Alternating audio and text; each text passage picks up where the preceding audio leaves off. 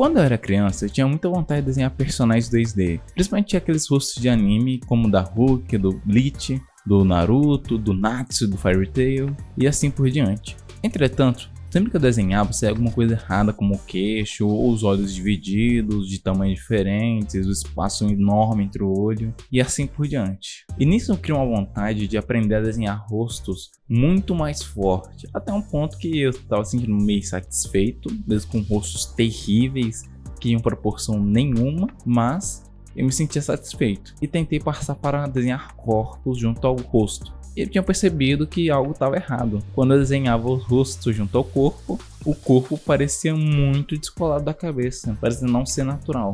E esse é um problema comum que artistas cometem, principalmente quando estão iniciando no desenho, que é imaginar somente os formatos dos olhos, da boca, do rosto, e não saber como montar isso. Tanto é que o método que eu uso hoje atualmente é o método de Lego, que é montar parte por parte. Ao invés de pensar somente em desenhar o olho naquele formato padrão ou desenhar o nariz, eu tento construir cada parte da cabeça, sendo a parte do crânio superior e o queixo. E a maioria dos artistas acabam não fazendo isso justamente pela falta de humildade em entender o seu nível, e entender que você não tem repertório nem experiência suficiente desenhando cabeças através de estrutura para poder desenhar direito sem precisar desenhar o crânio por trás, porque você acha que você vai conseguir de primeira, sendo que você na maioria das vezes não consegue. E graças a esse sentimento de intuição e de orgulho, esses artistas acabam por soberba, criando rostos bem falsos e quebrados e feios que não chamam a atenção de ninguém, e cabeças que parecem estar desconectadas do corpo, justamente por não estudarem os fundamentos básicos, que são sempre perspectiva e anatomia. E o que eu venho trazer aqui nesse vídeo é justamente mostrar para você que não é necessário você ficar insistindo tanto em intuição quando você é iniciante, e te mostrar a base.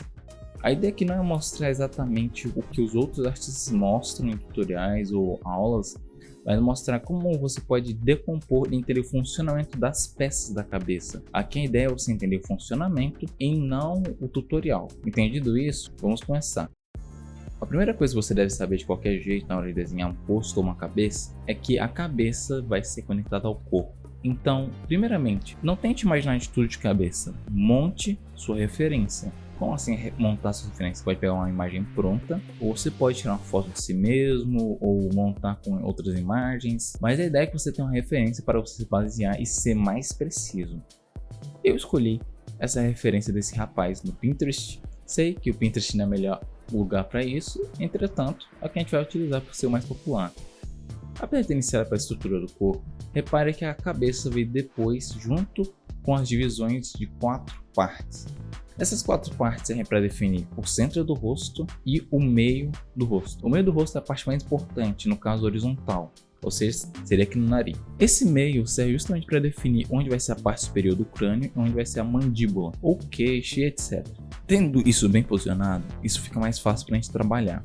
Quando você divide em 4 partes, como falamos antes, a ideia é que você mantenha a estrutura central. Como assim central? Eu tenho escoliose, e graças a ter escoliose, minha cabeça é distante do corpo. Então acaba que eu sou um S. E acaba que nisso a gente pode montar 2 partes usando referência. Apesar de estar usando referência somente do rosto aqui, há um problema. Quando montamos a parte da mandíbula, existe um probleminha. Lembra que eu disse que a estrutura do crânio é essencial? O crânio vai definir a base do seu rosto. Como assim? Apesar dos desenhistas iniciantes acharem que o rosto é apenas mandíbula, queixo e testa, isso não é bem verdade. O rosto é composto por vários ossos, mas a gente pode separar em 2, a parte superior e a parte da mandíbula. E na mandíbula, ela é a parte que mais engana, pois ela não compõe isso daqui. Isso daqui compõe a parte superior. E isso é desenhado junto ao osso que compõe o buraco para encaixar o olho, que no caso tem nos 2 lados. A não ser que você secar o olho ou se uma hidra, sei lá. Quando a gente faz essa separação, a gente pode definir em 3 terços, que é testa, meio e queixo. Por que nós temos essa separação adicional que é o meio? Justamente para facilitar para vocês desenhistas iniciantes a diferença de desenhar pelo olho e desenhar pelo crânio. Quando você desenha pelo crânio, você definindo onde fica o meio, você sabe que essa linha do meio, a superior, é justamente onde vai a sobrancelha. Abaixo dela vai vir um olho, e nessa mesma altura do olho a gente vai ter aqui, ó, dá pra ver até aqui, nossa orelha. E abaixo da orelha a gente vai ter nosso nariz. E uma coisa que eu vejo que desenhistas erram muito feio: achar o topo do lábio. Basicamente existe uma técnica que é basicamente traçar um triângulo das pontas dos olhos para achar essa ponta. E os lábios serão cortados na íris. Eu vou usar essa referência de crânio do Classic Anatomy Human. Ele é inglês, ele explica muitas coisas sobre anatomia clássica mesmo, acadêmica. Você acaba entendendo umas coisas um pouco mais certas. Primeiro, quando vamos desenhar, a gente tinha separado em caixas, porque geralmente é o que o desenhista médio iniciante precisa desenhar, ou seja, você. Para vocês desenhistas iniciantes, vocês acham que cabeças são caixas, mas na verdade elas são esferas. E para ser mais específico, elas são formas orgânicas. E se você não sabe o que é isso, vai ver lá o último vídeo. E formas orgânicas são essenciais para fazermos qualquer coisa que envolva o corpo humano. Principalmente o nosso crânio, ele é composto por uma esfera e, diferentemente do que você acha, ele não possui as partes laterais. Eu tenho um Black Power lindo, maravilhoso. Imagina o seguinte aqui, imagina que isso daqui é a esfera da minha cabeça. Apesar disso, você sabe que meu rosto termina aqui, porém a esfera está batendo aqui. Então basicamente você vai cortar essa esfera, como está na imagem aí abaixo. E isso serve para definir o rosto e o crânio. Dá pra dizer que a esfera da cabeça não compõe o rosto totalmente, como vocês podem ver aí na referência do crânio. Você consegue ver que parte do rosto é bem menor do que o crânio todo.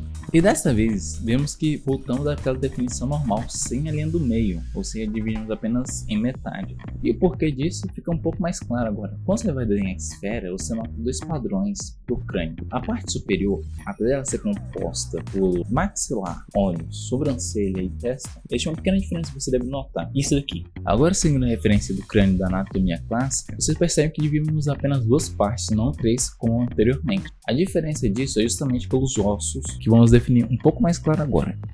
Quando estamos desenhando, encontramos três partes diferentes em duas áreas diferentes: os olhos e o nariz, que estão na parte superior, e os dentes. Os dentes, eles necessariamente estão na mandíbula, mas eles compõem também a parte superior. Entretanto, essas duas partes específicas compõem um outro lugar, que eu vou fazer uma expressão aqui e vocês vão entender bem. Quando eu fiz essa expressão, vocês notaram que tem dois buracos, um na direita e outro na esquerda. Por quê? Lembra que eu disse que são divididos em duas partes do rosto? Isso daqui é uma esfera e isso daqui é uma caixa. Só que essa caixa ela é encaixada um pouco mais para dentro do que aqui.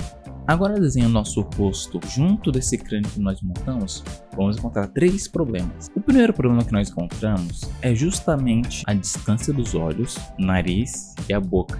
Ué, mas por que, Pedro? Bom, lembra que eu falei que tinha aquela regrinha do triângulo que define onde vai ser o topo dos lábios? Tem um problema. Cada rosto possui uma coisa chamada de forma T, que define a boca, nariz e olhos.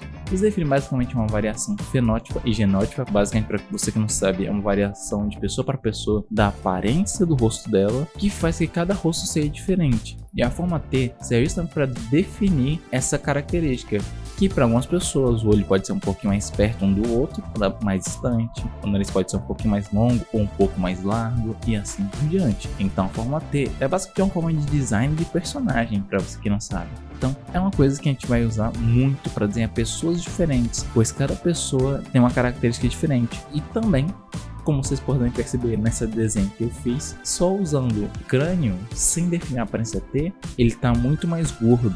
Justamente pelo aquilo que eu falei. Você pode até desenhar o crânio certinho, mas se você não tiver a forma T, não vai parecer, porque a forma T define a identidade de cada rosto. E sem a forma T, é só um crânio genérico e vai virar um rosto genérico. Então, vamos trabalhar nisso.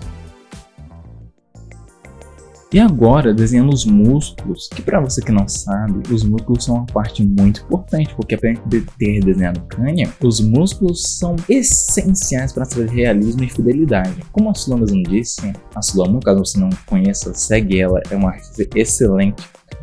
Realismo é só um estilo, realismo não é técnica. Vamos considerar que o que a gente chama de realismo, na verdade a gente pode chamar de acadêmico ou anatomicamente correto. Isso é importante de discernir, porque realismo e hiperrealismo são estilos, e acadêmico é relação à fidelidade do corpo humano como estrutura. Tendo isso dado, podemos ver aqui que temos três músculos diferentes que vamos utilizar bastante. o queixo, as bochechas e os músculos da testa, porque sim, tem os músculos nas testas que ficam acima da sobrancelha e esse daqui. E tendo isso, temos a orelha, temos o nariz, que são cartilagens e pele. Mas a orelha, simplificando ela, dividida nessas três partes que está na tela, o nariz é representado nessas três partes que também está na tela, e o queixo é literalmente só duas partes. Tá, Rogerinho, você explicou muito bem, mas você esqueceu justamente o que você tinha falado, que era a função. Exato, meu caro amigo.